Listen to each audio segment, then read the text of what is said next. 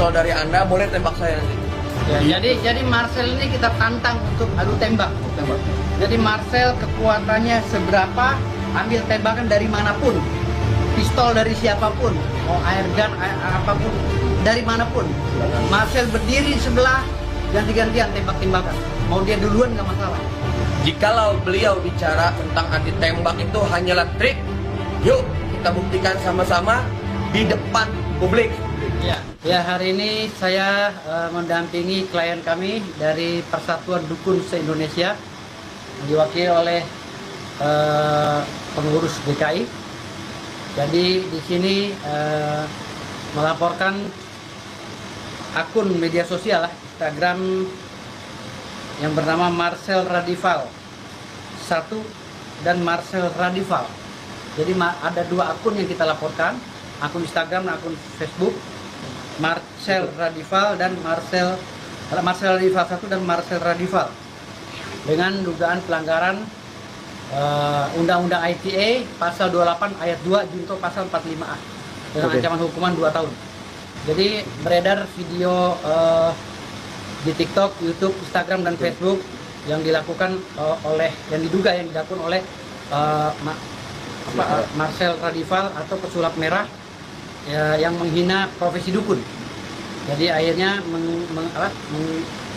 mengundang reaksi para dukun, sehingga para dukun itu mengambil sikap dan melaporkan saudara pesulap merah ke Polres Metro Jakarta Selatan. Marcel telah menyatakan dengan jelas dan gamblang bahwa dukun itu profesinya adalah sebagai penipu dan cabul, pelaku pencabulan. Maka di sini kami melaporkan dengan dugaan pelanggaran Undang-Undang ITE pasal 28 ayat 2. Dia bukan saja mengatakan secara lisan di YouTube, tetapi dia menulis menulis di akun Instagram dan Facebooknya. Tapi ini baru dugaannya, karena ini kan yang kami laporkan akunnya, bukan orangnya, akunnya. Nanti pengembangannya dari pihak kepolisian yang akan melanjutkan itu. Karena akibat dari statement Marcel, saudara Marcel atau pelacur merah, pelacur apa? Pesulap merah. Pesulap merah ya, pelacur merah. Jadi pesulap merah, akhirnya ini jadi berdampak negatif bagi profesi dukun. Karena kita ketahui bahwa dukun sejak zaman dulu itu sudah dilegalkan oleh pemerintah Republik Indonesia, bahkan kerajaan di seluruh Republik Indonesia mengakui perdukunan tersebut. Karena dukun itu adalah seorang yang mempunyai kelebihan, ya, supranatural, dan mempunyai kelebihan untuk membantu rakyat dalam bidang kesehatan pada zaman dulu. Namun seiring berjalannya waktu, nama dukun itu dirubah dengan nama tabib, kiai, ustadz, ya kan, paranormal, supranatural dan lain-lain. Nah, kalau bicara pada ilmu perdukunan, itu mengacu kepada ilmu turun-temurun secara luhur, ya, ilmu turun-temurun yang didapatkan oleh masyarakat Indonesia dari leluhurnya secara empiris. Gitu. Artinya di sini semua yang dilakukan oleh saudara pesulap merah ini patut diduga telah melanggar dengan terang, ya, melanggar pasal-pasal ada di Undang-Undang ITE, pasal 28 ayat 2 dan junto pasal 45. Dukun itu punya akte pendirian legal, ada tercatat di Kementerian Hukum dan HAM. Di dalam Kementerian Kehakiman juga tercatat di notaris. Dukun itu ada, bahkan di Undang-Undang Nomor 36 tahun 2009 tentang kesehatan, pada pasal 1 angka 16, dukun itu dimasukkan kategori supranatural atau pengobatan alternatif.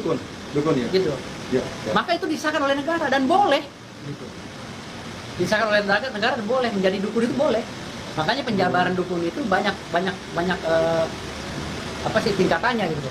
Ada 12 penjabaran tentang dukun tuh. Ada dukun santet, dukun beranak, dukun sakit gigi, ada dukun terawang, ada dukun pawang hujan dan lain-lain, seperti itulah gitu.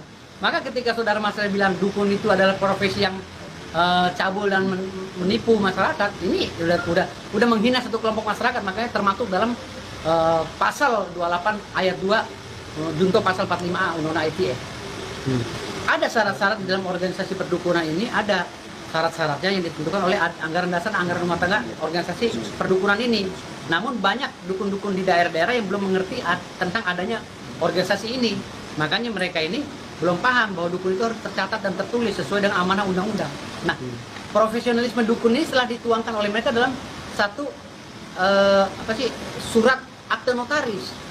Makanya dukun sekarang ini kan mengikuti perkembangan zaman yang kalau dulu tidak tercatat dan tidak terdaftar di dalam AHU ya, Kemenkumham. Kalau sekarang karena dukunnya juga udah canggih dan modern, makanya didaftarkan ke Kemenkumham gitu. Dukun juga punya kecanggihan sama seperti saudara Marcel gitu.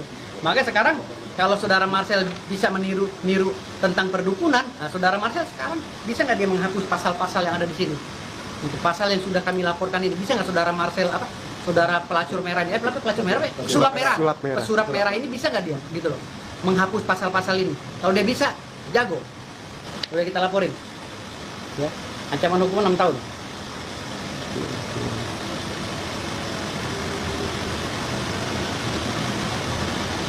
Oke.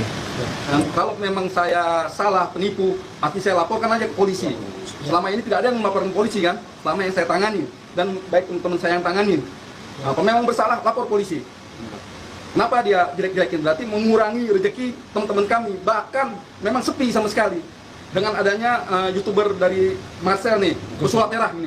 Jadi selama ini beliau oknum yang mengatasnamakan dukun. Oknum. Kalau dibilang oknum, kami tidak marah. Iya. Tapi kalau dia general, ini dukun yang udah secara profesional melegalkan dirinya marah dan melaporkan itu gitu. Jadi besok ya pesulap merah silakan hapus pasal ini. Ya, Anda kan bisa nih menghapus semua apa katanya mengikuti cara-cara trik dukun. Ini hapus nih pasal ini. Pasal 28. Tolong dihapus ya dengan kebiasaan Anda. Dia tidak bicara dukun palsu, dia general. Dukun itu penipu dan Profesi dukun, iya, profesi dukun gitu. Itu nipu. Dia kalau itu di dukun-dukun udah cerdas semua, udah bisa menelaah gitu. Orang yang pinter aja, orang yang nggak pinter aja di Indonesia nih kalau disembur pakai air putih pinter, jadi pinter. Itu aduh, orang dukun itu sugesti. Kepercayaan orang zaman dulu dan bisa dikategorikan juga gitu. Perdukunan ini juga tidak menyalahi aturan selama itu profesi dijalankan dengan benar, sesuai dengan rule-nya, dengan penuh keyakinan gitu. Maka ketika kita tidak percaya dengan kedukunan, maka kita tidak percaya juga dengan agama. Gitu. Karena agama sudah menuntun kita, ya, khususnya Islam menuntun kita bagian daripada rukun Islam dan iman. Percaya pada hal yang goib. Silakan laporkan karena udah ada di dalam Undang-Undang Nomor 36 Tahun 2009 tentang kesehatan di pasal 1 angka 16 dukun atau pengobatan alternatif telah dilegalkan dan sah boleh beroperasi.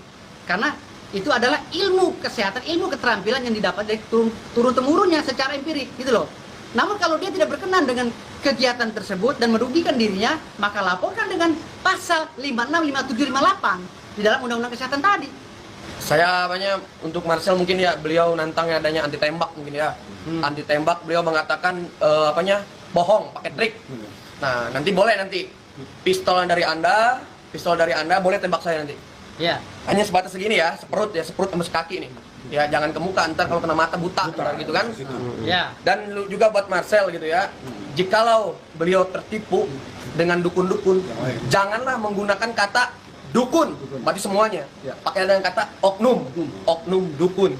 Ya, gitu. jadi Marcel ini kita tantang untuk adu tembak. Jadi Marcel kekuatannya seberapa, ambil tembakan dari manapun. Pistol dari siapapun, mau air gun, apapun, dari manapun. Silakan. Marcel berdiri di sebelah, ganti-gantian tembak-tembakan.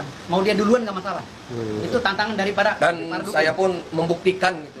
Ayat Allah tuh ada dan ayat Allah tuh nyata.